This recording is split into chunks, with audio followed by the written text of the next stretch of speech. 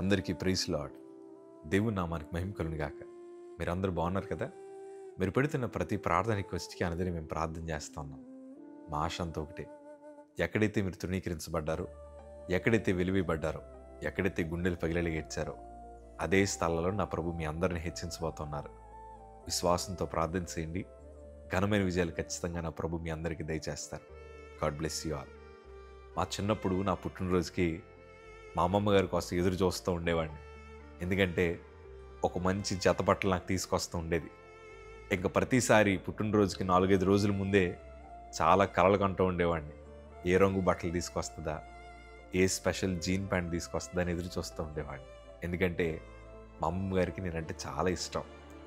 మనల్ని ప్రేమించేవారు ఖచ్చితంగా మనకు బహుమానాలు ఇస్తూ ఉంటారు. అలాగే నేను అంటాను, మన అందరికంటే ఎక్కువ ప్రేమించే దేవాది దేవుడు మన కోసం కూడా దాచుంచిన బహుమానాలు చాలా విలువైనవి, చాలా ఉన్నతమైనవి కూడా. అందుకే మీరు నేను కంగారు పడాల్సిన అవసరం లేదు. మనం ప్రభుని ప్రేమిస్తే చాలు, మనం ప్రభుని ఆరాధిస్తే చాలు. ఆయన మన కోసం సిద్ధపరిచిన కార్యాలు మన ఊహకు కూడా అందనివి. దేవుని వాక్యాలు స్పష్టంగా సెలవిస్తున్న మాట కీర్తనల భాగం 31 కీర్తన 19 మాట చదవగలిగితే, నీ యందు భయభక్తులు గల వారి నిమిత్తము నీవు దాచి ఉంచిన మేలులు ఎంతో గొప్పది. నరులు ఎదుట నిన్ను ఆశ్రయించు వారి నిమిత్తము నీవు సిద్ధపరిచిన మేలులు ఎంతో గొప్పది. దేవుని యందు భయభక్తులు గల వారి పట్ల ప్రభు దాచి ఉంచిన మేలులు చాలా ఉన్నతమైనవి. ప్రియ సంగమా, ఈరోజు మీరు భక్తి చేయాలని నేను హృదయపూర్వకంగా కోరుకుంటూ ఉన్నాను. మీరు ప్రార్థన పరులుగా ఉండాలని, దేవుని మీద ఆధారపడి బ్రతకాలని, భయముతో భక్తి చేస్తూ లోకానికి వేరుగా మీరు బ్రతకాలని నా ఆశ. ఎందుకంటే మీరు ఎప్పుడైతే ప్రభు వైపు చూసి బ్రతకడం ప్రారంభిస్తారో మీరు అనేక మందిని బ్రతికించేలాగా నా ప్రభు మీ జీవితాన్ని మారుస్తారు. నరులు ఎదుట మీరు దేవుణ్ణి ఆశ్రయించగలిగితే దేవుడు మిమ్మల్ని ఘనమైన పాత్రలుగా ప్రభు వాడుకుంటారు.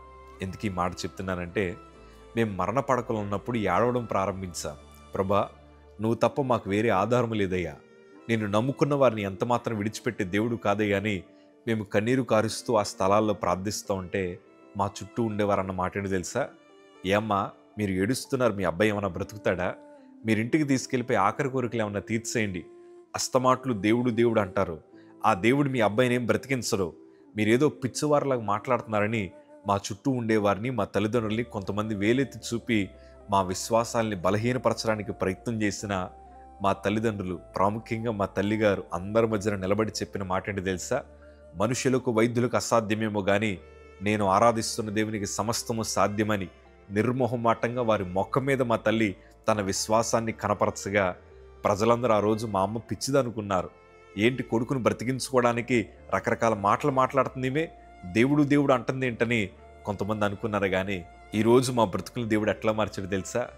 ఎవరైతే మా విశ్వాసాలను ప్రశ్నించారో, ఎవరైతే నువ్వు కన్నీరు గారిస్తే మీ అబ్బాయి బ్రతుకుతాడా అని రకరకాల మాటలు అన్నారో, వారి కళ్ళ ముందర ఘనమైన పాత్రలుగా దేవుడు మమ్మల్ని నిలబడ్డం ప్రారంభించారు.